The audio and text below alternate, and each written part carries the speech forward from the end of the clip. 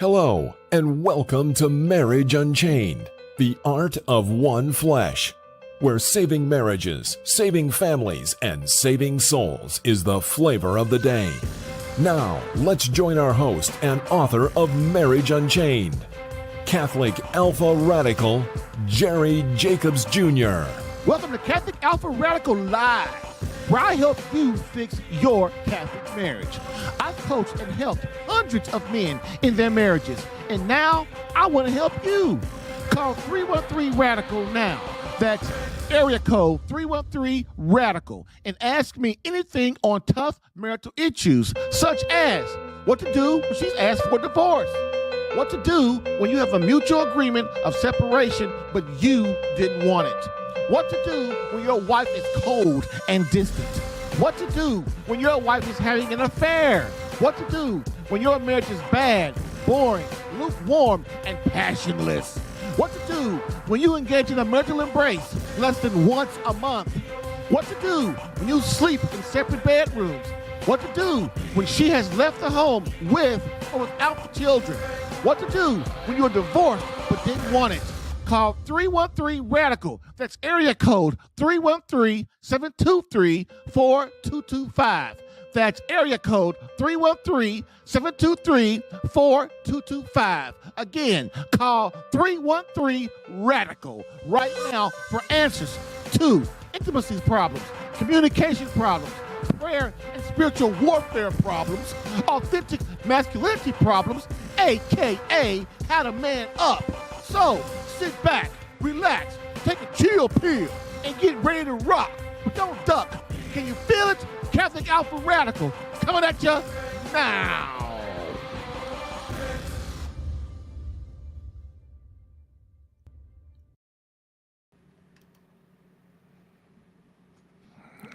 Hello, and welcome to Catholic Alpha Radical, where my main mission is to keep you out of divorce court.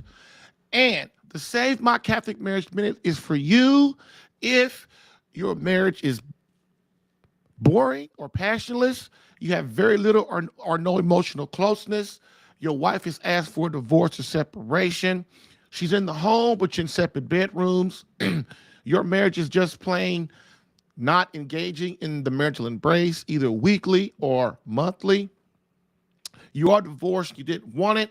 But hey, in this 67th episode, boy, I'm starting to get up there toward the 100 mark.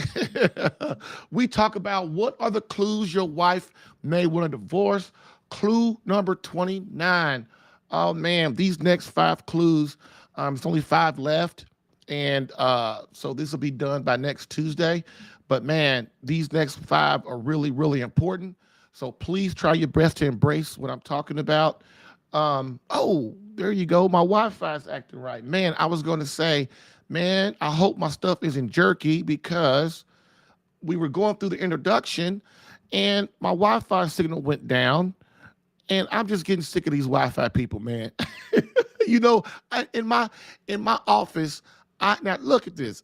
Now you guys are going to laugh at me because I'm on Zoom all the time where I have my meetings with my clients, with my fellas. And then I have streaming. So streaming and Zoom take a lot of Wi-Fi, right? It's got to be right.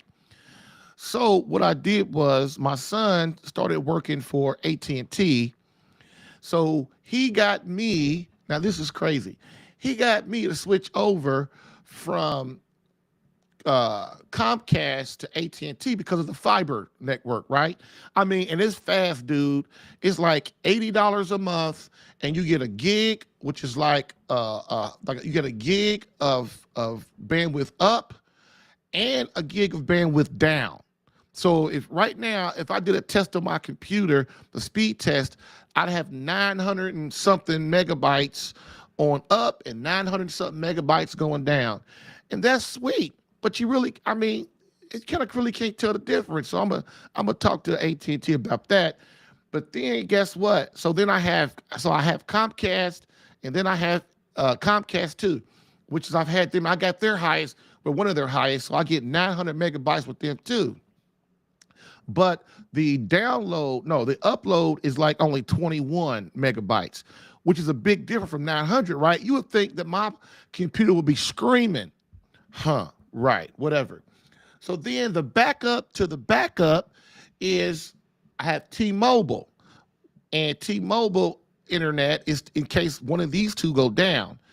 Now that is his own problem because I have and another thing too. I wire everything directly into my computer, so whenever I'm on a network, what I do is I plug in the Ethernet cable on each one.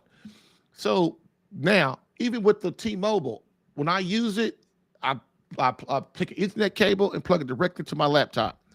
Okay, and then my backup to the backup to the backup is my cell phone. I got 5G on that. I make sure I get as much as I need. So that's 4 backups. Well, guess what, man? Not counting this week, but last Friday and like 2 weeks before, since I had AT&T, I had it Ethernet to my thing. So I was looking at my at all my streams, all my shows from then, and they were laggy. I was so disappointed, man. And it's like, what are you gonna do? But the sound is great, but it was like the video would chop in and chop out. So I thought it was YouTube, right? But it wasn't. It was my internet. And so I'm thinking I'm paying all this money for this internet, AT&T, and it's like messing my stream up. So what I decided to do, I said, I'm gonna test out something. So I put the Comcast Xfinity back into my computer, and guess what? Everything's smooth now. I don't know. I got to figure it out. But I just thought y'all think that was crazy. I don't know why it's not working. But if then when I was then like we had like a minute to go before I start the show today, I looked at my Wi-Fi and it was on my Xfinity, and all the bars were down. I was like, okay, now this is messing up. And once you start a stream, you can't like restart it because then it would shut the stream down. So anyway, that's what I know I just talk about anything. But man, the thing about it is, man, look, if I'm having these, I got 4 backups to this thing. And just think, with you have too, you probably just got Comcast or AT&T or T-Mobile or whatever you have in your house, and if the stuff goes down, it always goes down at the worst time. Like the weekend is Saturday night. You done worked all week. You trying to relax. Oh, internet don't work. So your cable ain't working, right? And then T-Mobile, the reason I decided to keep it, I think I'm just keep all of them. I think I'm going to keep T-Mobile. It's like $50 a month. I think I'm going to keep T-Mobile because, man, when I was remote for like 3 or 4 months, hey, man, I would plug that mobile because T-Mobile, you can go on the road. You could be in a hotel. You can have your own internet that you can take with you everywhere, anywhere you want to go. And so lately I've been hired getting to be a speaker, and I was going to get rid of it. But then I said, wait a minute, that don't make sense because if I'm in a hotel, I could just take my T-Mobile, and plug it in to my internet, and I have my own internet with nobody on it but me. I don't have to go through the hotel or nothing like that. I can get on my bank. It's on my own contained network and everything. So that's why I'm gonna keep that. I know it sounds like overkill, man, but when you have to help clients, you can't be in the middle of talking to somebody, especially a new client, because older clients kind of understand, but new clients, you're in the middle of talking to somebody and then your internet goes out on Zoom or something. So anyway, so that's where we are. I know I went off on a little tangent, but hey, that's just how I am. Sorry. But anyway, we are on Clue 29. And so I want you to, we're going to also answer your live questions. So please today, think about your marriage. And even if it's something simple, believe it or not, man, the small things in your marriage are the things that start to run the big things. But see, with men, what do we always do? We wait till the pain is so tough, then nobody wants to try to fix it. But you can't let things get bad. So if you're here and you're listening, ask a question. It don't take nothing. You see how when I talk to people, I really help them. I really do. They like it. And my dudes in my group, they feel the same way. Believe it or not, I've been doing this a long time. And it's not much I haven't heard. I'm sure there's something, but not much. But the main thing with you is we're not talking about everybody else. We're talking about you. So share the podcast, Share it on your network, share it to your peoples so that, spread the word. I mean, not spread the word, but spread the help. Give back. You're sitting here listening for a reason. Why? Because you see value in it. So why not help other people in their marriage? Believe it or not, man, if your marriage is not as good as you want, just take all the bad ones out there that are not as good as yours, that don't have no other outlet. Okay. So go ahead and call. All right. Go ahead and call, share the podcast, get in the queue.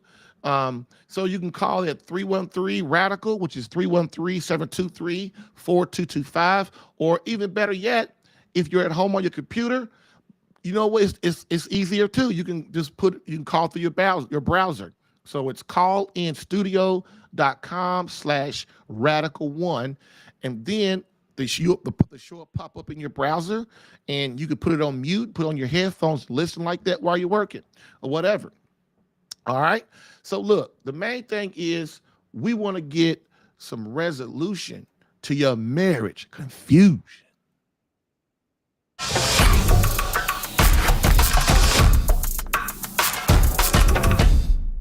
All right. We're going to hit it up with the quote of the day. So here we are. Quote: there is also another reason for shame, which is more related to the natural order. Sex is rightly called a mystery. It has its matter and form. Its matter is the physical power of generation. Its form is its power to share in the creative purposes of God. Because sex is related to creativity and God is the source of all creativity, sex is seen to have an intimate bond with religion because it is a summons to share in creation. And because man and women are God's co-workers in quarrying humanity, there is an awesomeness about the act. This is why all peoples have associated marriage with a religious ceremony. End quote. Archbishop Fulton J. Sheen, book 3 to Get Married. I've helped hundreds of men in their marriages. Allow me to help you in yours. Get live Catholic marriage help Monday through Friday, 10 a.m. Eastern, for some resolution to your marriage confusion.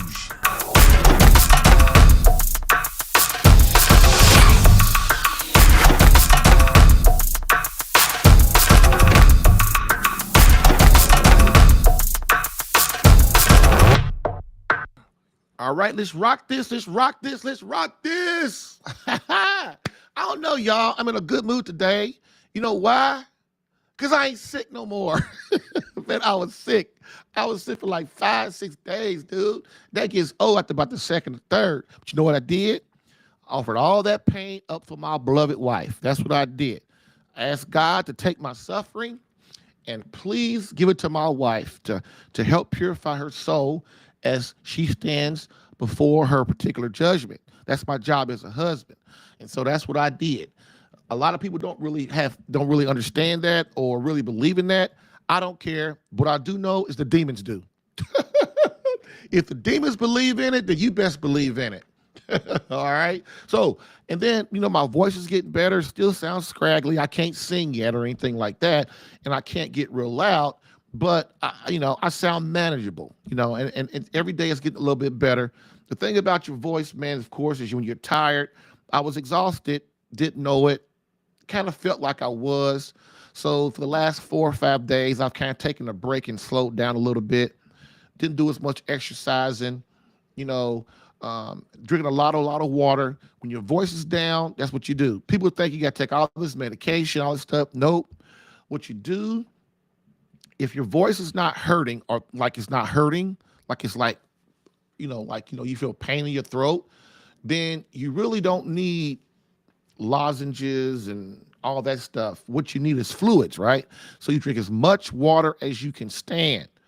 And then you drink tea or coffee because it's warm and it soothes your throat. And then if you got a coughing problem, or you have a little pain, then you can take throat lozenges or whatever to soothe that pain and stuff like that. But really, man, as you all know, when you got a cold, it's 14 days. You can't get out of it. So you might as well just try your best to get through it and do what you can to make the symptoms as bad so you can work. And like me, I was talking to my wife this morning, and every time, like this is the first time that I've been doing Catholic Alpha that my voice has been out. So that's been a long time, like 8 years or whatever. And this first time my voice actually almost went to not where I couldn't talk at all. And you know who I thought about? I thought about Mother Angelica.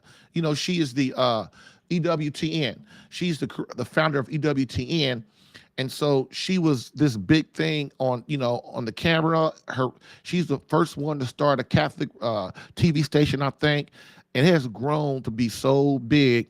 And then she got older, and then guess what? She lost her voice. She couldn't talk no more. I don't know because of it. I don't know if it was because of dementia or Alzheimer's or whatever, but she couldn't talk no more for the last few years. So that means what? She couldn't get on TV and do her shows.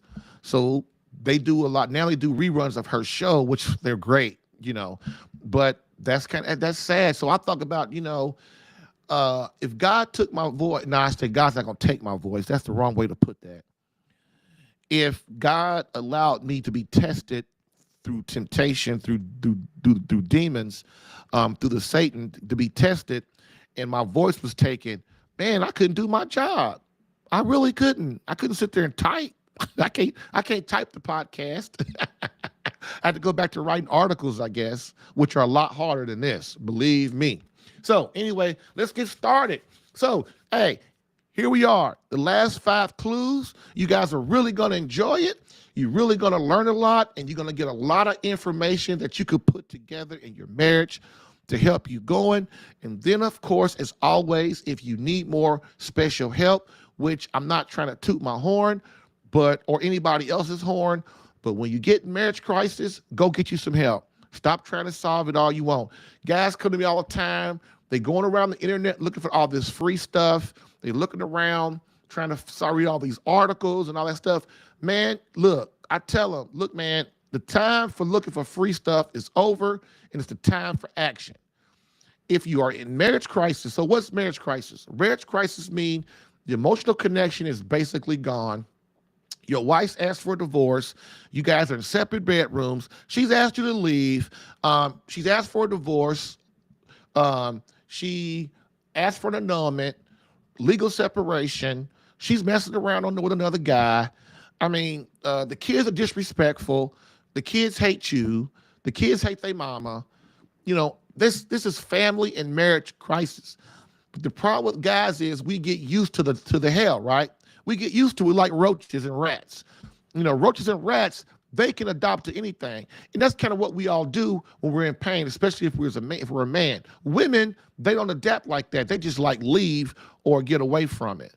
And so men, we act a little different. We'll just put it off our mind, and then we'll just keep working and doing other things to get it off our mind. But man, guess what? Marriage crisis does not and will not go away until you as a man up and take care of it. And that requires professional help, coaching help or therapy help. And therapists ain't trying to help you like that because your wife ain't in it. She don't want to help. And so guess what? The therapist can't really help you. I'm just being honest with you. Okay.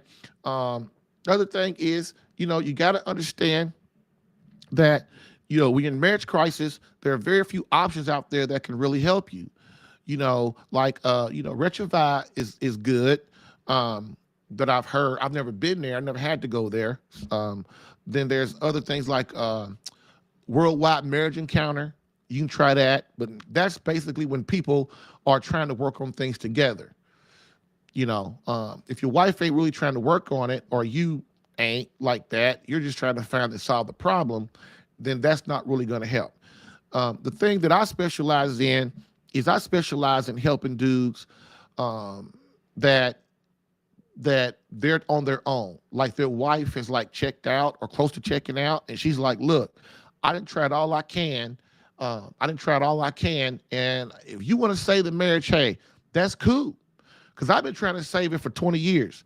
But you want to come in and help now, that's fine. But right now, I don't care. I didn't give it enough. If you want to save it, hey, convince me. Maybe I'll listen. But as far as me getting in and helping you and going to marriage counseling and all that stuff, I ain't doing that. I have tons and tons of wives that think like that because they feel they're in avoidance mode, right? Their husband has stopped listening. Well, they feel their husband doesn't listen to them, so they shut down and they kind of go off on their own and bury their feelings for him, and it takes a lot to bring that back. So that's why her attitude is like, okay, well, if you want to save the marriage, that's fine, but we're done. But if you want to go out there and save it, that's on you, you know. So what is that in the essence? That is God telling you, that's God telling you, and your wife telling you, hey, you put it off this long, you allowed your stuff to get to marriage crisis, your family, and when things wasn't that bad and you had a chance to fix it, you didn't. So now you're gonna do it on your own. What kind of man are you? Do you have the warrior spirit? Do you have the warrior spirit? Do you have that fighting spirit? Do you? Because now you in it. If you a man and you in marriage crisis, you are deep in it. Deep in it. Like right here. Like right here, even with your forehead. Not your neck, not your waist, not your feet. You're like up here, and you're one step from here.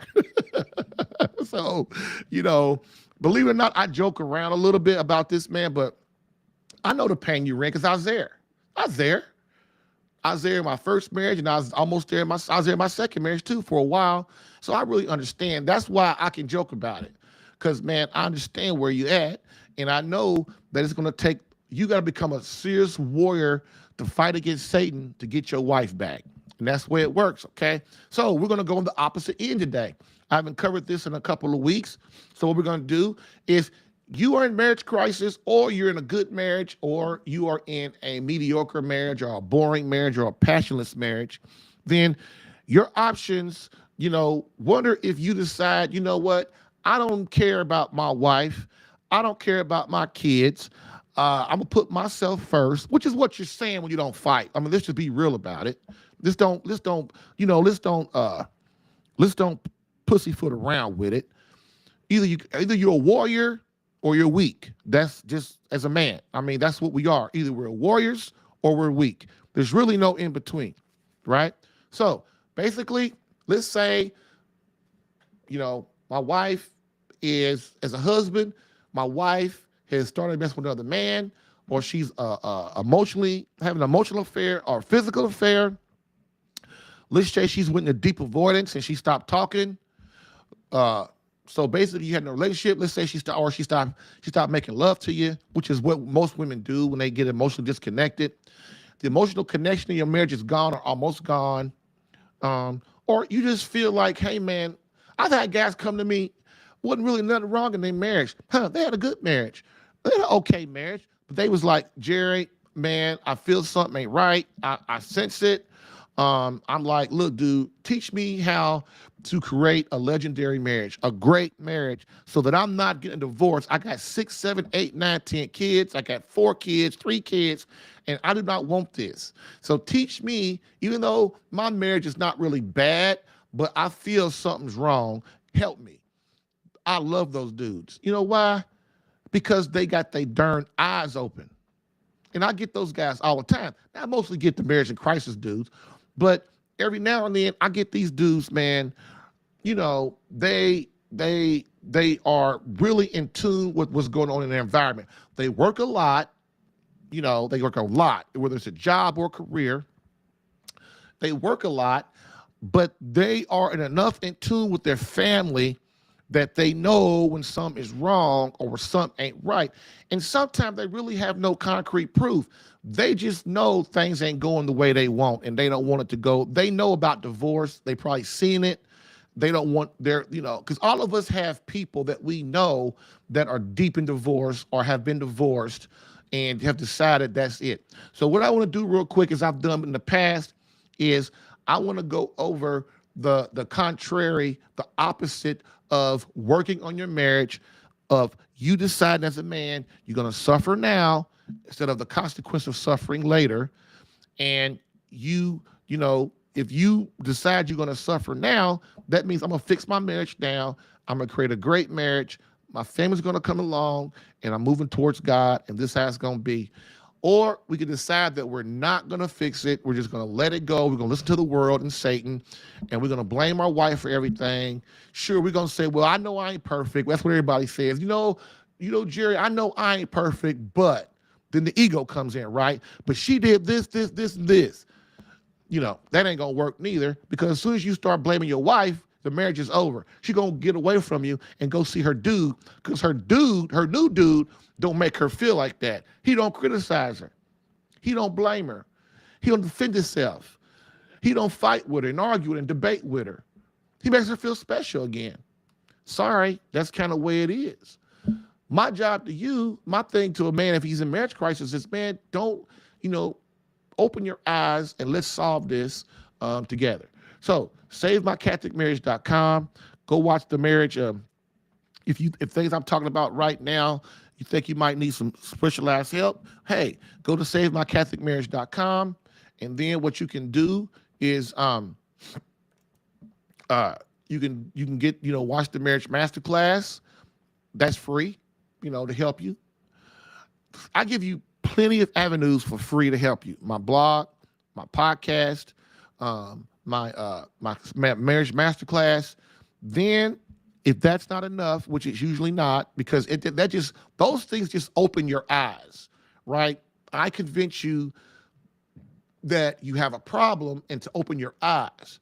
Then what you need more specific and personal help to get this all sorted out so that you can follow a certain way in a certain proven system so that you can start to get things the way you want it, all right? Whether you're in marriage crisis or not, all right? So let's talk about divorce. So is divorce better? So we've decided I ain't going to try to work with it. I'm going to go ahead with the divorce. That's what she wants. I'm going to move out of the house. I'm going to go and get me another apartment. I'm going to just be by myself, or I'm going to get me another woman, and I'm going to occupy my time with that. Or, hey, I decided I'm going to go and get more into God. I'm going to work on myself. I'm going to go to prayer more. I'm going to go more adoration. I'm going to go to confession. I'm going to go to daily mass. I'll make sure I go to Sunday mass every week. I'm going to pray more with rosaries and novenas and all that stuff. But I'm not really going to fight for her. I'm not. Why? Because she's causing me too much pain, and I don't feel like dealing with it because I'm weak. Dude, I know I say that, but that is the truth. That's the truth. We have, as men, we cannot afford to be weak anymore. We can't. Look at this society. We got children. We got kids, dude. We can't be, if we can't be strong for God, at least can we be strong for our wife and our kids, knowing that they're vulnerable out here? Our kids, man, especially if you got kids 17 and below, man, you gotta fight for them. Because if your marriage is over, if we allow our marriages to be over and we don't fight for those, and there's a certain way you got to do it, but man, we're allowing our children to grow up without a mother and father. Now, everybody's gonna say, Jerry, yeah, they're growing up with their mother and father. See, I'm in Texas, and we live in Florida, but every summer I get my kids, or every month they get to come out to Texas and hang out with me. And my wife gets them the rest of the time. Is that a family, man? Is that a family? Oh, and then let alone at the divorce, which is one of the things I'm going to talk about here real quick. Oh, and at the divorce, guess who's going to be raising your kid? Especially if you got an attractive wife. And if your wife ain't that attractive, it don't matter. There's a man, if you don't want her, somebody else sure does. Trust me. Then some dude gonna be around. And if you got a son, oh man, this happened to me. One of the worst feelings that you can feel is another man raising your son that he has grew up with him for 10, 12, 5, 6 years. And what happened to me is my first wife, she had leukemia. And so she was in the hospital, but she wasn't that bad yet. But she was seeing this other cat. And I decided, I'm not gonna mess with that. She can do whatever she wants, but I told her I wouldn't come around with him around, because I look at it like this. Two leaders don't work. Two chiefs ain't working, right? And you decide you want him or you don't have the courage to tell him to leave, then that's on you. But anyway, I came one time and he just happened to be there. So I had my boys with me. Man, they walked in there. We all walked in there and I was like, oh. And my wife was awake. I was like, okay, how are we going to deal with this one? So he said to my boys, hey, boys, how y'all doing? Because guess what? My wife had been having an affair with him, and then they were going to church. They were going to his church. Well, they were all going to church. It wasn't his church, but that was the church he went to. And so they knew my boy. He knew my boys well, well, not well, but he knew them like as well as he could being around my wife. And so my sons, he walked over to my sons standing next to me, and he took his hand and he rubbed my son's head, both of them. Now, see, you would think, oh, man, that ain't nothing, Jerry. Yes, it is. That means a lot. You know what that means? He's showing me, hey, man, they mine now. They mine now, homie. They mine now. I got your woman and I got your kids. What you gonna do? What you gonna do? This is what I'm saying, man. As a young man, that happened to me in my early 30s. I'm telling you, man, that was painful. That was painful, man. That was one of them stand up and take notice moments. Any man is any kind of man, some guy rubs his hand on your boys affectionately on your boy's head, like, hey, like they're my kids. You're like, that's painful, man. That's painful. And so this is why I try my best, because I don't want you men to go through what I went through. This is why I'm the shortcut. Me and the Holy Spirit, we're the shortcut if you use us right. If you don't use us, that's on you. Because you know what? My marriage is cool. My marriage is cool. I'm not going to sit around and wait for that crap to happen again. I'm not going to do that. I'm not doing that. And my wife knows that story too. My wife today, she knows that story. Dude, my marriage is cool. Now, you can do whatever you want. I got guys come in front of me all the time with that ego. Oh, Jerry, man, that costs too much money. Or, I'm going to go pray about it. Well, man, I'll let you know. Man, that's all excuse weak stuff. Dude, your marriage is in marriage crisis. Marriage crisis, what the church calls it. That means your time is out. Guys think, well, I'm going to keep going around the internet trying to find the quick answer. There ain't no quick answer when you're in marriage crisis, Holmes. It ain't. There's no answer. It's not. The answer is hard work. And to pay somebody to get you out of the crisis you committed, that you did. To help the Holy Spirit, work with the Holy Spirit and your coach to get you out of what you created. Because God didn't create that. There's another thing why I don't blame God for nothing. I don't blame God for not one thing. Even when I wasn't a Catholic, I wasn't a Christian or nothing. You never saw me look up to God and go, God, what are you doing this to me for? See, I was never like that. You know why? Because I know I create my own hell. I know that. I've done that since I was a kid. Maybe that's grace. I don't know. I'm sure it is. But most people, the worst things get, they start blaming God. That's why you got atheists out here. That's why you got women that are that don't go to church and mass and stuff. They've let the religion go. Because they go, look, God lost my husband. What do I need him for? He ain't did nothing for me. And that's kind of how it works, man. I'm so sorry. And if you in this position like I was, I am so sorry. I am so sorry. But if you don't get help, that's on you. If you keep letting your ego as a man get in the way, that's being weak, man. It really is. What you got to do as a man is you got to look in the mirror and say, I'm going to fix myself. And then if my wife don't come along after I done fix myself, that's on her, because that ain't me no more. Like right now, most men, once they come to me, they have looked at themselves and says, you know what? I ain't even got to say, hey, man, you the problem. You know, you got to, they already know. If a man has humility, after he didn't, because what happens is God has a way of allowing the temptation of the devil to beat you down. Everybody has their own pain threshold. And God, you know, he'll allow the demon to keep beating you down and beating you down and beating you down and beating you down till you what? Till you listen.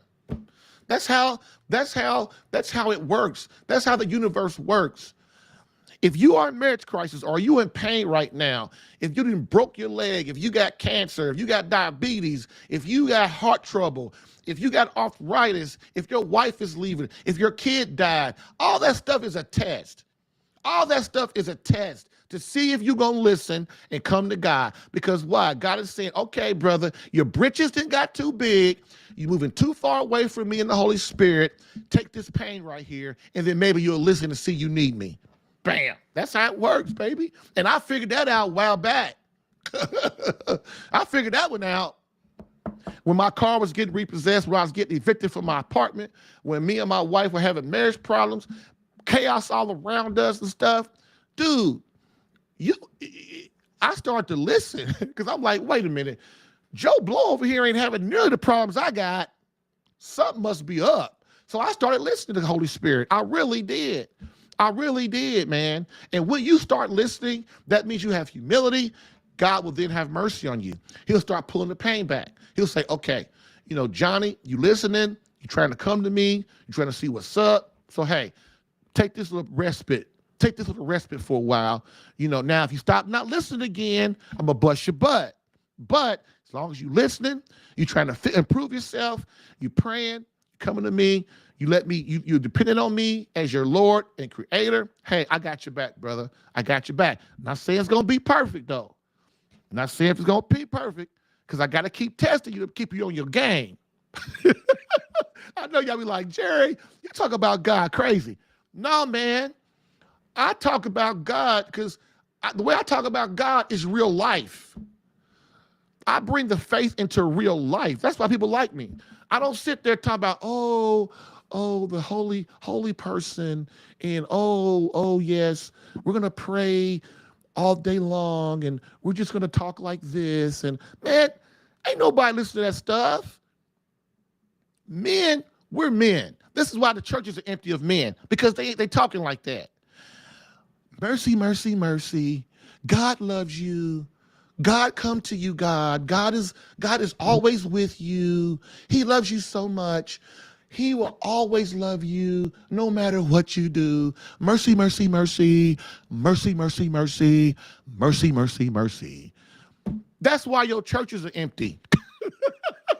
Because dudes, we ain't trying to hear that. We want somebody to inspire us to be warriors, to be Christian soldiers, to be men of God and be strong. That's what we want somebody to encourage us to do.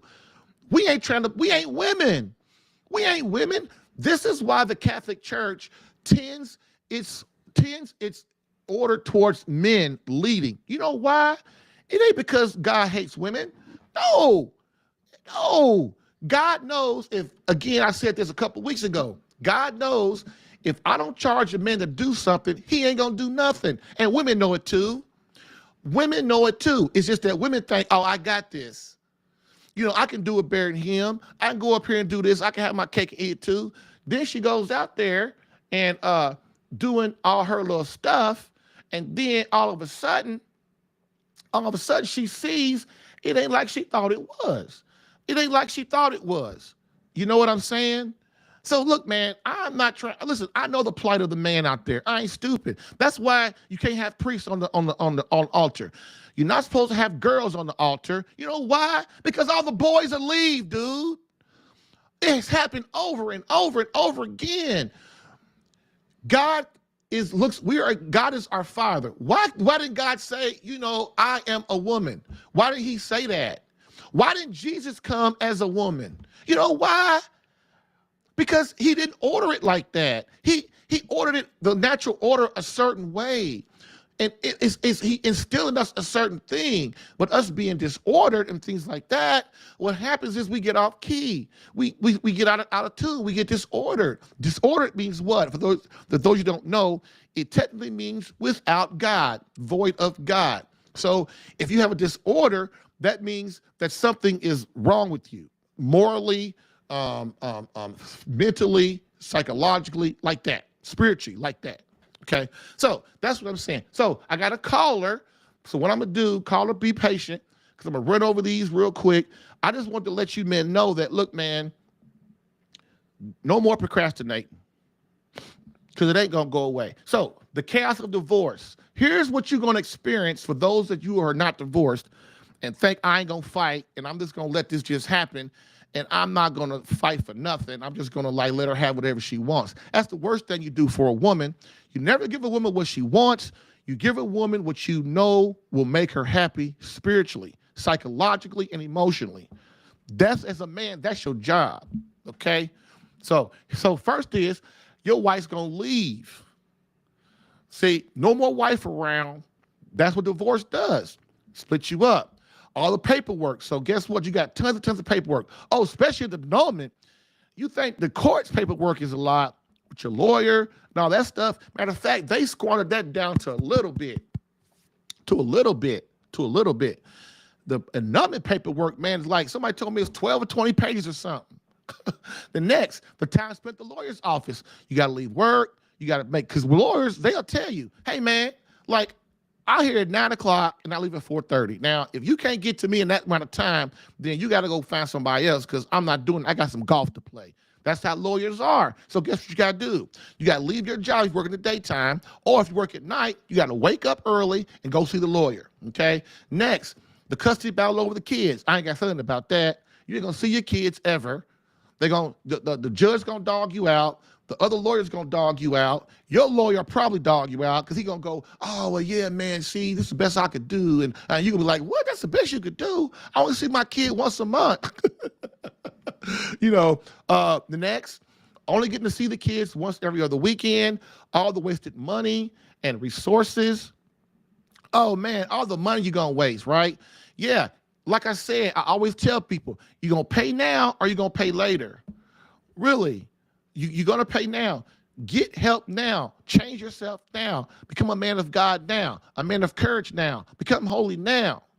So that your wife will start to see that you are a different man. You're not the same dude you was 5 years ago or 10 years ago or 30 days ago. You're turning into this new man that she can at least consider, I might want to be with him again. Okay, losing the house. How many times have we heard that one? Oh, we had to sell the house because, I got a cat right now. He's got a beautiful house worth a $500,000 or $1 million or something. Man, he got a beautiful house. Well, he got to sell it. You got to sell it. Because she got to have her money, and I'm going to get my money. All the property. A lot of you guys got property all over the woozah. Cabins, house on the beach. You got other houses, you got boats, you got all this stuff. Well, guess what? It ain't yours no more. It ain't. The cars, right? A lot of guys got these nice cars, these old 1950 cars and Corvettes and stuff. That ain't yours no more. The judge might make you sell it. I mean, her treating you like a complete stranger. Like, how many times you heard about this? Like, we was cool, but now we ain't. So when I see you, you're a stranger. I can't even talk to you. I'm your wife. I can't talk to you right, because I'm stupid, right? Because I'm confused. I've been making love to you for 50 years. We've been in the same bed for 50 years. We've been married 50 years. We got 10, 20 kids.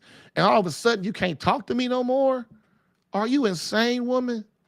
The next thing, you got to get a part-time job because you ain't got no cash. You got to go to separate churches, because I had a guy tell me a couple weeks ago, his wife and his wife's new man, they went to their church. So they came and told him, hey man, you wouldn't be coming here no more. You go find another church to go to. Now, this ain't a Catholic church. This is a Protestant church. They actually told him that. Matter of fact, the dude got irate inside the church. This is how people are. This is how demons are, dude. You know what I'm saying? Next, not being around your friends because those are her friends too. How many times you heard that one? How many times you heard that one? Oh, well, the friends, they pick a side because you kind of make them pick a side. But see, married people don't want to be around divorced people. The smart ones, they really don't. Why? Because they want that stuff to rub off on them. Now, if you got friends that are single, yeah, but you still got to pick if they still going to choose too. I'm sorry, it's just painful, dude, but this is what's going to happen. This is your future if you don't fight and get together. Next is the kids growing up with split up parents. I talked about that one. Hoping the kids will be okay, knowing deep down they won't. Oh, I hate this. To me, this is the worst thing on this list. The worst thing on this freaking list. Hoping the kids will be okay, knowing deep down they won't. Everybody says, just like in coaching, right? Little League, I coach football. I love football. I coached football for years. So Little League, high school, and college. And even in NFL sometimes. But mainly the first three levels. All you hear is, it's about the kids. It's about the kids. It's about the kids. It's about the kids. That's the biggest line of sports. That is the biggest line of sports. I see dudes at all levels treat those boys like they are commodities. That's what they do. That's why one of the reasons why, now this ain't the main reason the concussion thing came up, but it's one of the reasons the concussion thing came up because these coaches were putting these boys back in the game when they knew they was hurt. That ain't cool, man. That's not the real reason that concussion thing came about because everybody knows you get your bell drug. That's just how it is. But that's the deal. And so, coach, so everybody says it's about the kids. It ain't about the kids. Two parents that say they love their kids, well, we're going to split up. We're going to put y'all in different schools. You got to come to New Mexico and you got to go to Texas to visit your brother and see your brother. Stop telling us to put the kids up. Oh, it's about the kids. No, it ain't. It's about y'all. It's about y'all. Y'all's happiness and what you think. Because if you cared about the children, you take your butt to mass, you stay together, you try to be friends, and you work it out and suffer and sacrifice for God and your children. But people ain't doing that, especially women. They ain't doing that. See, like I said the other day, men, we ain't really stupid like that. We'll tell a woman, look, man, if we there, look, man, this is fun. I'm not leaving my wife and family. I'm going to do that straight up and straight out. Especially back in the 1900s, 1800s, and 1700s and all that stuff. Men did not leave. It was rare that a man left his wife and kids, man. For a home wrecker. They're not doing that. Today, a lot more men do it, but it's still not like women. Women will leave. They'll leave. Once they get hurt, they leaving. Next, almost done. The kids as adults having no examples of a good marriage. That's another big one. So if me and my wife, like this is one of the reasons I tell everybody this. A long time ago, both of my wives, especially my second wife, but my first wife, I was kind of stupid. But my second wife, I learned, just because a woman shows fancy to you, that don't mean you got to fancy her back. We just open up the door. We just open up the door like that. We can't do that, man. We can't do that. Another thing too, I'm not leaving my wife because why? It could never work with another woman. It could never work. Man, I got my kids. I got my family. I got my mama still alive, my sister. I got my church family. I got my job. Dude, it could never, ever work. Well, I'm a marriage coach and I go screw around on my wife. Oh, that's a really good marriage coach. But people actually do that stuff. Who in their right mind would go to a marriage counselor or a therapist and they ain't married? And if they are atheists, why? Even if they're atheists, they at least understand marriage somewhat. These people will go to a person that ain't. I'm a Christian, I'm a Catholic, but I'm gonna go to a therapist that don't put God in it. That's insane. I'm having marriage problems, and I go to a therapist that ain't married. That's insane. Okay. Next. So your kids have no examples. They have no examples to look to, because if my parents got divorced, what should I get married for? Why should I keep this line, that misery going? Kids ain't stupid. Kids watch you from the time they're 2 months old till they die at 100 if you're still around. Okay. So kids learn to quit in their marriages like you did. The thing about it is, man, wouldn't this be much better to come home to a peaceful, happy, and loving wife who loves, respects, and is completely devoted to you? Just an all-around beautiful marriage and family. This is why you must listen to these clues that I'm giving you so that you can know the future. And I hope you guys got some out of that last 20 minutes, because I really am passionate about this. I know I might not be the best person to help you, but I'm going to do my dang on best. I'm going to give you the best chance to get your life right, because it all starts with you and the Holy Spirit. Okay? Please try to hear what I'm saying. Bam.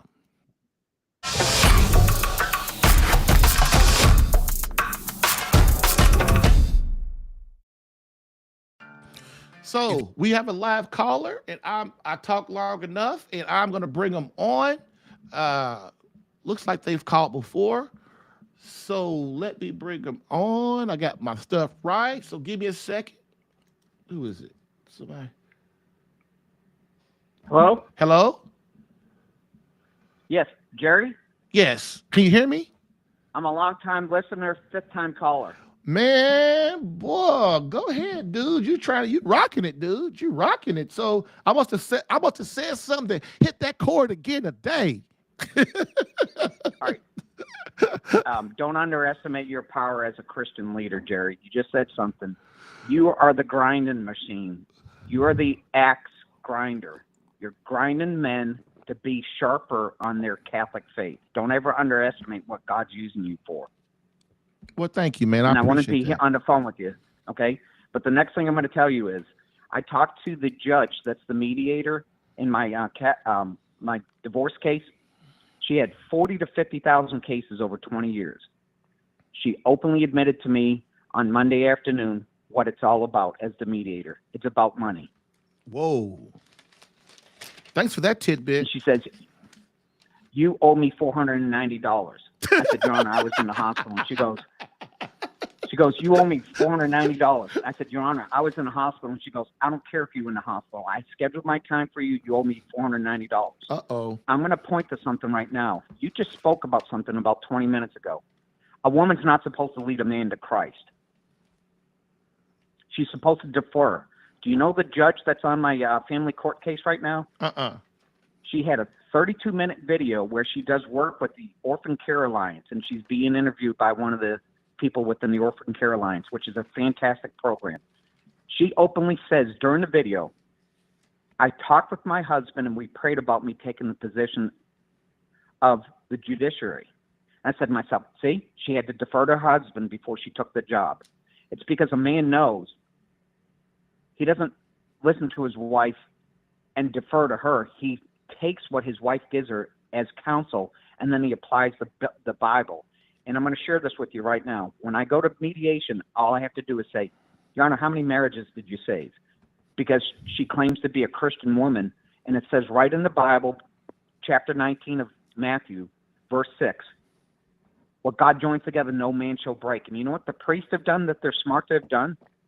When we got married in 2016, they said, what God joins together, let no human force break, because they now know that women are in charge of courts.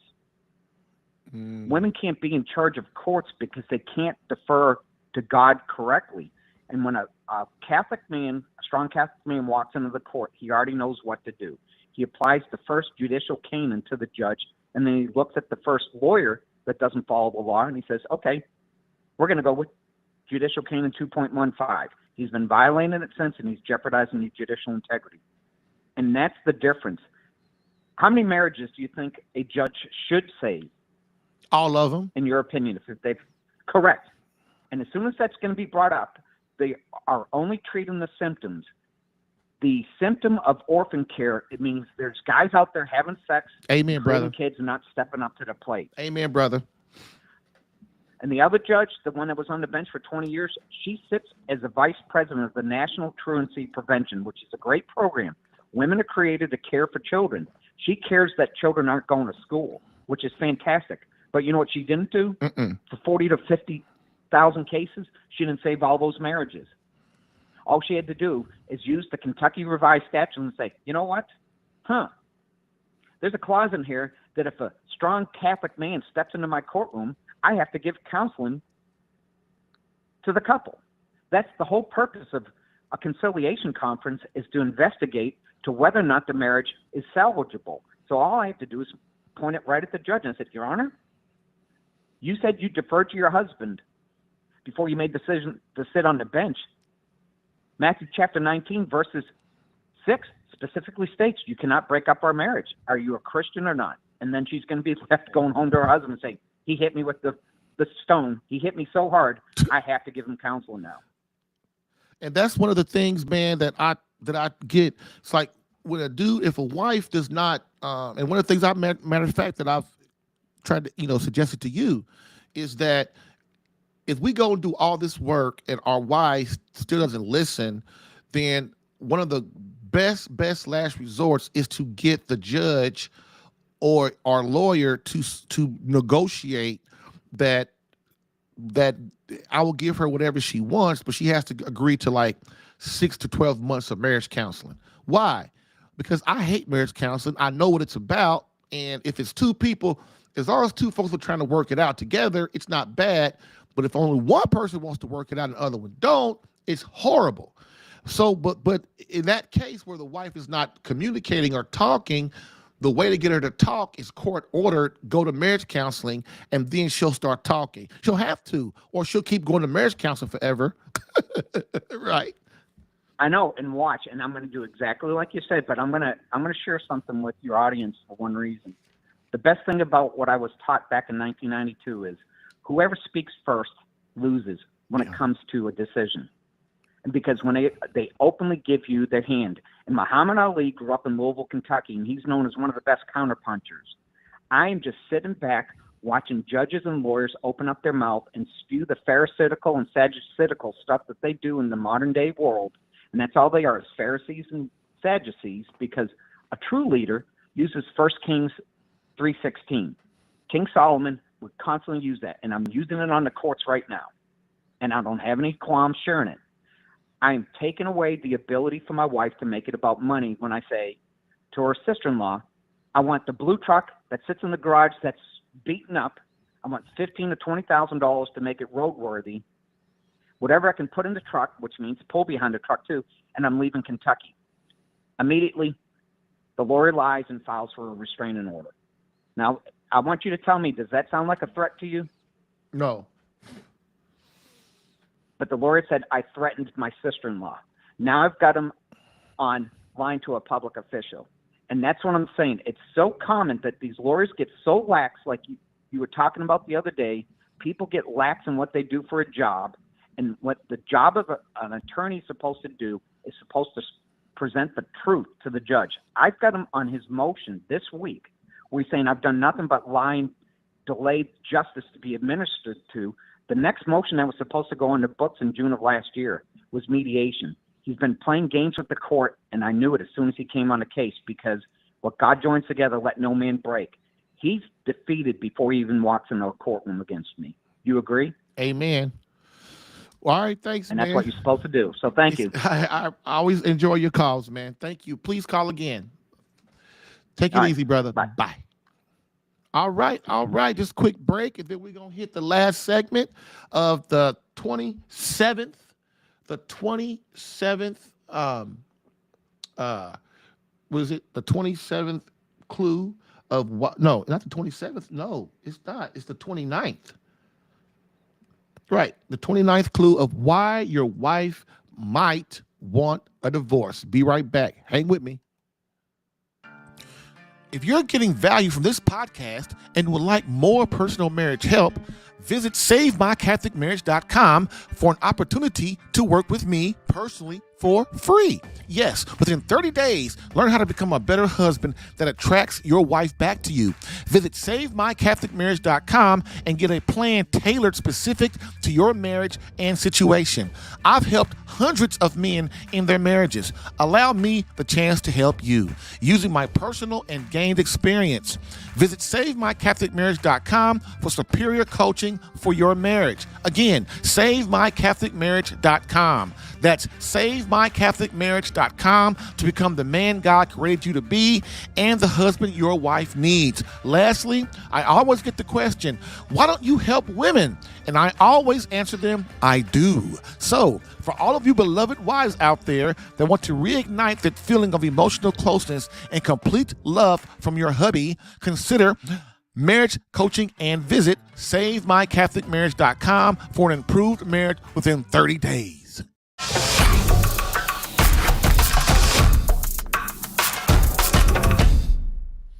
Okay, we're back for the last segment about to Save My Catholic Marriage Minute. How to say, Jerry, teach me how to save my marriage, how to make my marriage better, how to make it the bomb, how to make it where I get all the loving I can stand. Teach me, Jerry, teach me. All right, man, I like joking around, man. We can't be all boring and stuff. We got to, throw it out there a little bit, have some fun. Okay, so what we're going to do real quick, we're going to go over the previous 28 clues before we go over 29. And like I said, man, these last 5 clues, man, it's all coming to a hilt, baby. It's all coming to a hilt. So what we got to do is we got to really put our radar up, get our attention span going, get our ears open. And so even you guys that are having, and like I said, in marriage crisis, you're divorced or your wife is less, she won't talk to you.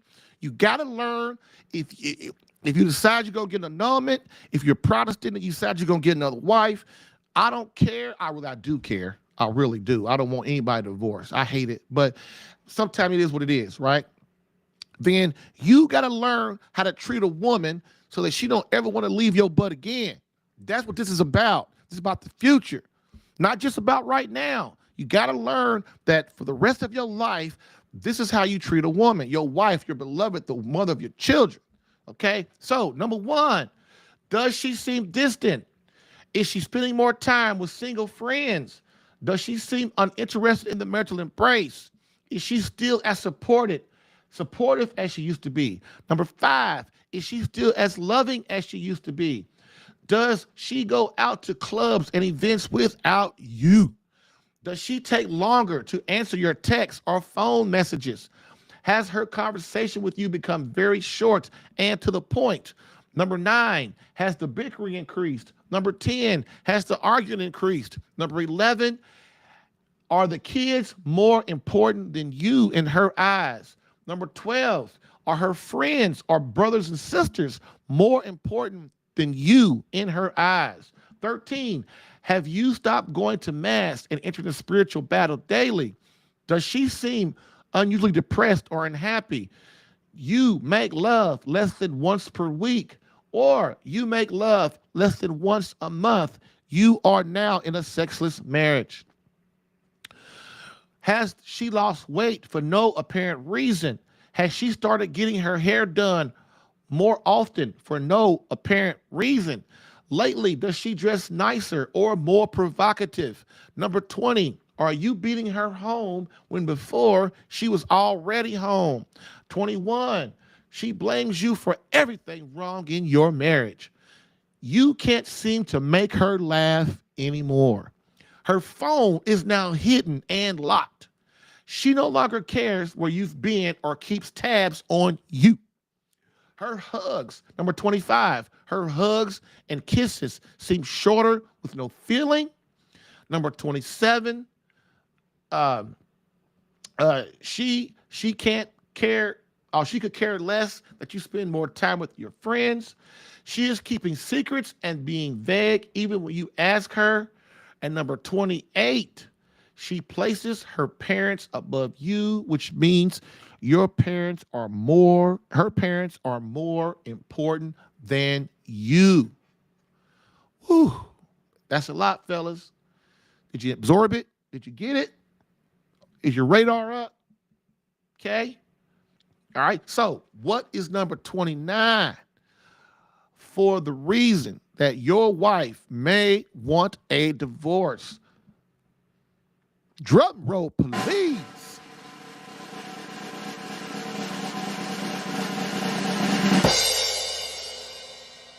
She no longer looks at you or makes loving eye contact anymore. Ooh, think about it, fellas. Think about it. Come on now. Stay with me. Stay with me. She no longer looks at you or makes loving eye contact anymore. Remember when y'all was first married? When y'all was dating?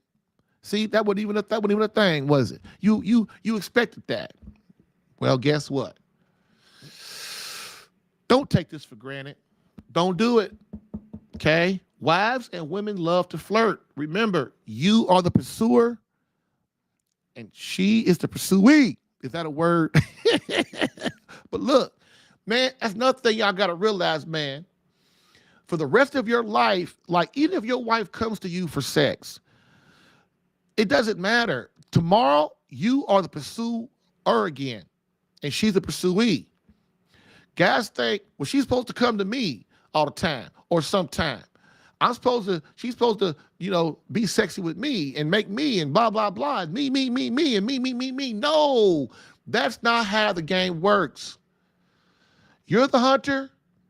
She's the hunted. And if you keep that in your mind, because women, they don't come out and tell you what they thinking. It's code word, right? It's always code. A woman never comes out and says, now, come on, y'all, please hear me on this. How many times in your life, with all the women you've made love to, or the friends you talked to, or husbands you talked to, because, we all complain about we're not getting enough loving, right? How many times have you said, your wife just come out and said, hey, Jimmy, let's go have some sex? Never. I could almost say never. And if she did, it was an anomaly. Mostly it's these kind of sentences, right? It's these kind of sentences. Well, I'll be home early tonight. And you go, yeah, you will. That's good, baby. What does that mean? That means we're going to have some sex. That means she wants to. Or like you in the bed, you sleep. Oh, this is a good one. You in the bed, you sleep, all of a sudden the bed starts shaking. And you go, what the heck is that? And you wake up. And then your wife jumps in the bed and gets near you. You see what I'm saying? That's cold. Women, they know the deal. They know that they are the ones that should be pursued. And if you know that, and you take them up on that, what'll happen is your sex life in your marriage will become more passionate. It'll become a game. It become like I just said, the pursuer and the pursuee. And women know that, man. They know that. Look, like I said, wives and women love to flirt. And one of the greatest flirting techniques of all time is the loving eye contact that no one in the room sees or understands but the two beloveds who are united with God and themselves. I remember one time on our anniversary that my wife and I went to a friend's house and we caressed each other the whole night. And frankly, it made the other guests uncomfortable. But because of the love we showed each other, the whole night my wife and I looked at each other very lovingly and romantically. We couldn't get enough of each other. This comes from us trying to actually get into each other. And this is what you guys got to understand too. You've got to get into your wife. What kind of perfume does she like? What kind of movies does she like? What are her hobbies? What does she like to do? What YouTube videos does she like? What actors does she like? What sports does she like? What sports teams does she like? And I go on and on and on forever. But what do most husbands stop to do? After 5 years, a lot of times less, what we do is, oh, I know that. I know her already. I know that. I know what she want. I know what she like. Man, that is a rookie mistake. That is a rookie mistake. That's being lazy, man. There's nothing I hate worse than a lazy husband and a lazy cop.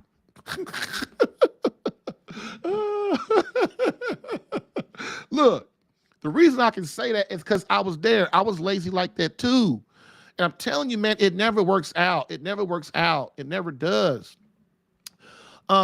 We got to be, passionate and excited about the one who we say we adore and are devoted to. You say you love her. You say you're devoted to her. You say you do anything in the world for her. Well, will you die for her? Will you pray for her every day for 2 hours?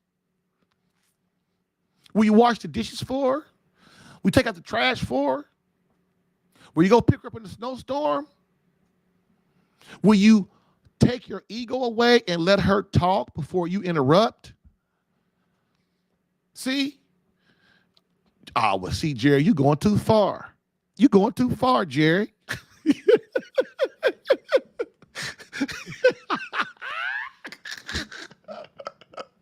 Hey, I know you, man. I'm sorry. I know you, man, because I know me, right?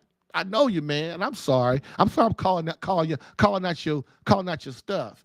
But man, I gotta get you to see that your life could be this awesome, magnificent, wonderful, wondrous thing with your wife and you together, creating this great and loving marriage that your kids look at and go, that's the marriage I want. Please hear me.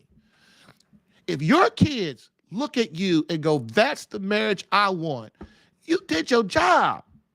That means all your kids gonna want to get married, all of them. They all gonna want to get married. And if they don't, they searching.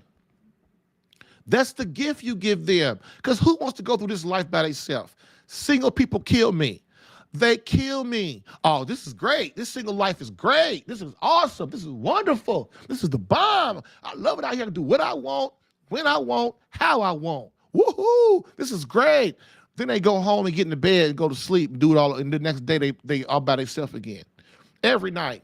Oh, and then then they get tired of that, so they go get somebody to shack up with. Then they get tired of them and go, man, why don't she leave? I'm tired of her. Why don't she leave, man? So, look. This is the problem with most married couples today. They have no passion or even try to display passion and excitement about each other. And we wonder why the divorce rate is north of 50%. I can't say it enough. Gentlemen, if your marriage is boring and lackluster, what am I going to say? What am I going to say? You know what I'm going to say. If your marriage is boring or lackluster, it's because you as a husband are boring and lackluster. Remember, you are the hunter. You are the pursuer. She wants you to catch her. It's the easiest thing in the world if you do it right. You got a deer that wants you to catch her, but you got to pay the price. You got to pay the price, baby. You got to do it. I'm telling you, if you listen to me, man, we work together, man. I tell you, man, especially if you got a good marriage right now or even a mediocre marriage, dude, I can get it where you can have all the intimacy you want all the time.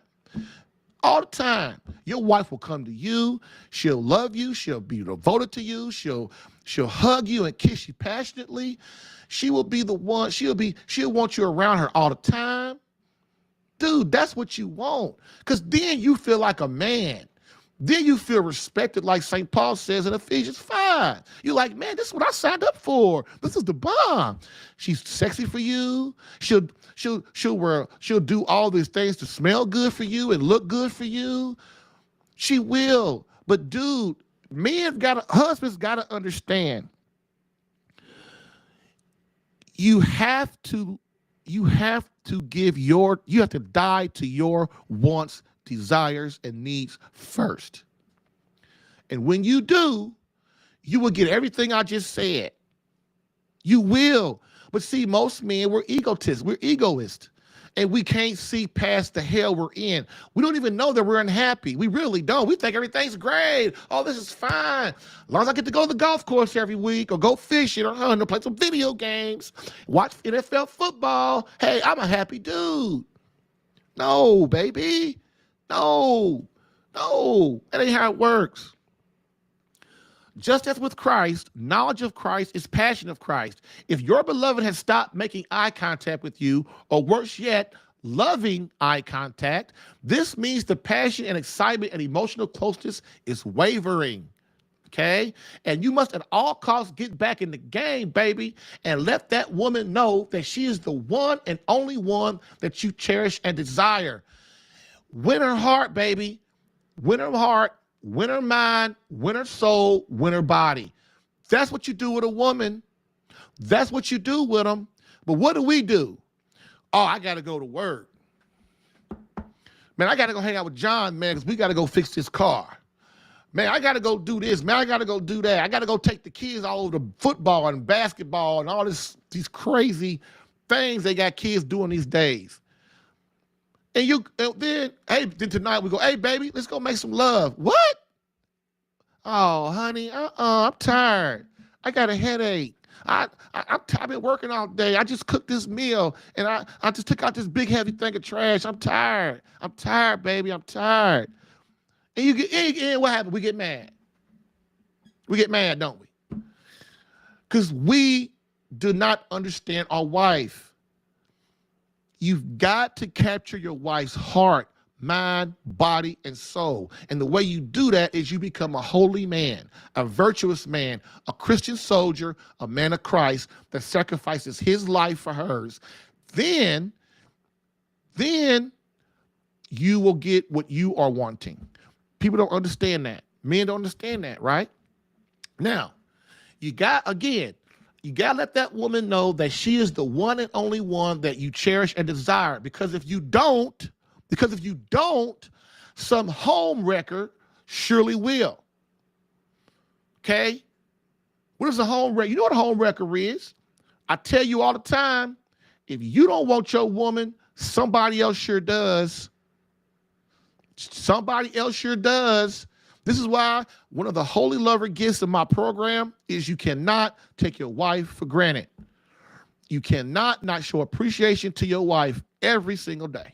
Because if you do, you're going to get off your game. And you're going to start, your mind, you're going to get distracted. Your mind going to be other places and stuff. See, man, and then guess what's going to happen? Satan going to smack right in there and and the other dude is going to be right on your wife. And of course, it ain't going to happen right away because women ain't like that. You got to get to know them and get to talk to them and be their friend. Women fall in love with their ears, man. That's what Eve did. She started listening to Satan because he talked real good, and look what happened. Dude, if you don't believe nothing else I didn't say, I just gave you scripture and everything on why you got to get your ear, your mouth, and your wife's ear, dude. They love it when you talk to them right. And I don't mean, hey, let's go to the movies. I don't mean that kind of crap. Hey, baby, you sexy today. I appreciate everything you do. That dinner was so good. That fried chicken, man, that was the best I didn't had in a long time. Oh, I'd appreciate how you go out every day and go to work for us. I really do. Oh, I really appreciate how you work with the kids and stuff, and you teach them stuff, and how you take them to church, and you just make them feel, you make the kids happy and stuff. You just make our home so nice. See how I'm talking? Dude, that's how you got to do. Oh, your hair looks so nice today, babe. What did you do? You got it done? That's really good. Oh, you smell so good today. What perfume you using? See, we forget. Or we don't walk by my wife and pop your wife on her butt. And she turns around, oh, man, they like that stuff, dude. What do? Get all boring, lackluster. We ain't passionate about her no more. This is what I'm saying. You got to get into her like you was when you first married her, dude. You know why? Because then she'll get into you. So, some other home wrecker surely will want your woman if you don't. There's a saying I have, like I said, that if you don't want her, somebody else sure will. Communication without words is the hallmark of true lovers. Has your beloved stopped winking at you?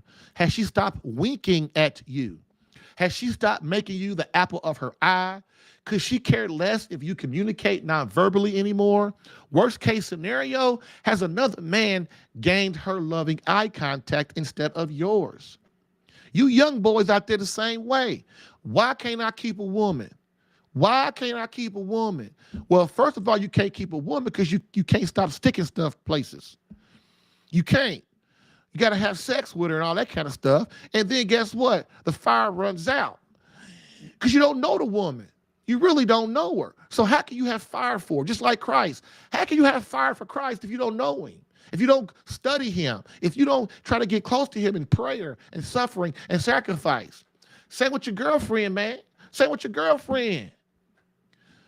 I could teach the nerdest of the nerd how to get a woman and keep her, how to get a girlfriend and keep her, and then without even having sex with her. Without even having, because that's the murder of the relationship, right? All the dudes that are married right now, we know that. Having sex with that girl before you marry, it just damages her. It does. It damages her. And then you get tired of her. What do you do as a young man? You throw her to the side. Well, next one up. You know, the thing we got to understand as men is we got to learn the one we with. Why do you think God makes us have one man and one woman? Why? Because for one thing, we could never have full knowledge of our wife. If we just get into her and be curious, one of the great things about being a man is you learn how to be curious, and your wife loves it. Be curious about her. Be curious about her. And I know you, man, Jerry, why you keep always talking about my wife and you know what I gotta do and stuff? Because, dude, that's how God set it up. You are the leader. You are the one God is charged to protect, defend, and serve. You are the one responsible, not her, not your kids. You are. This is why, because God knows, like you heard me talk about earlier, about the church. God come down as a man and he has priests because he knows if he don't make us do nothing, we ain't gonna do nothing. Just think, let's just be logical about it. Because you know men just as well as I do. If your wife was the head and she's the leader in your house, guess what you do? You wouldn't do a damn thing. You wouldn't. She'd be doing everything. The kids, the job, the money, the dishes, the cooking, everything. She'd be doing everything while you sat around like some big king on a happy couch or something in your man cave chilling out.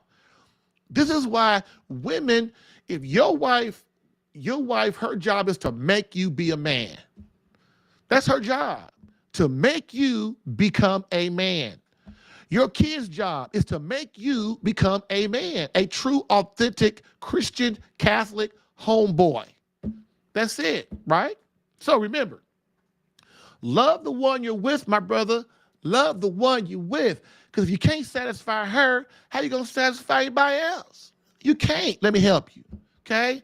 It's much cheaper and more exciting if you would only open your eyes and see the gift that our Lord Jesus Christ has given you. Bam. Let's talk about your Catholic marriage problems. Weekdays, 10 a.m. Eastern. Live streamed on the Catholic Alpha Radical Facebook page and CatholicAlpha.com. All right. We are done for the day. As usual, I went over about 22 minutes. Oh, y'all, I'm so sorry. I just have so much to give you in so little time. Hey, this is what the dudes in my group, I'm the same way with them, man. I'm the same way with them. Dude, don't pay me because you're really going to get the value then. You really going to get it then. You're going to get all the knowledge. So, look, I just want y'all to know, man, I really enjoy being here. I'm so glad I started this call-in show. You know, I'm so very glad. It keeps me on my game, keeps me on top of things. You know, and if one day we get 1 million visitors, it's going. I mean, a million viewers and listeners. It's going to be all because of you. I know that. I'm not stupid. I know you and the Holy Spirit is what I'm here because you motivate me to come here every day. Even if you can't make it every day, I understand. I think, well, they might be there. So it motivates me to be on top of my game. All right. So as we always do, we end with the quote from one of my favorite popes, Pope Benedict XVI. And it states, society offers you comfort, but you weren't made for comfort. You were made for greatness. So go forth, Christian soldier. spiritual fight's upon you. Fast, pray, and prepare for battle. Thank you for listening in today. If what you heard helped you in any way and you would like more personal attention, visit SaveMyCatholicMarriage.com for superior marriage coaching. And remember to join the Catholic Alpha Radical Live podcast as a caller or listener every Monday through Friday, 10 a.m. Eastern. To join as a caller, dial area code 313-RADICAL. To join as a listener or view the live stream, visit the Catholic Alpha Radical Live Facebook page or visit CatholicAlpha.com for Catholic marriage help that actually works. Bam.